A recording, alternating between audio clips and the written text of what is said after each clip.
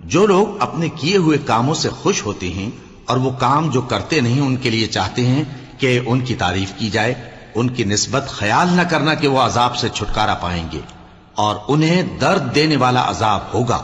اور آسمانوں اور زمین کی بادشاہی اللہ ہی کو ہے اور اللہ ہر چیز پر قادر ہے۔ بے شک آسمانوں اور زمین کی پیدائش اور رات اور دن کے بدل بدل کر آنے جانے میں عقل والوں کے لیے نشانیاں ہیں، جو کھڑے اور بیٹھے اور لیٹے ہر حال میں اللہ کو یاد کرتے اور آسمان اور زمین کی پیدائش میں غور کرتے اور کہتے ہیں کہ اے پروردگار، تو نے اس کائنات کو بے فائدہ نہیں پیدا کیا، تو پاک ہے، تو قیامت کے دن ہمیں دوزخ کے عذاب سے بچائیو۔ اے پروردگار، جس کو تو نے دوزخ میں ڈالا اسے رسوا کیا اور ظالموں کا کوئی مددگار نہیں ہوگا۔ اے پروردگار، ہم نے ایک پکارنے والے کو سنا کہ ایمان کے لیے پکار رہا تھا کہ اپنے پروردگار پر ایمان لاؤ، تو ہم ایمان لے آئے۔ سو اے پروردگار، ہمارے گناہ معاف فرما اور ہماری برائیوں کو ہم سے دور کر دے اور ہم کو دنیا سے نیک بندوں کے ساتھ اٹھائیو۔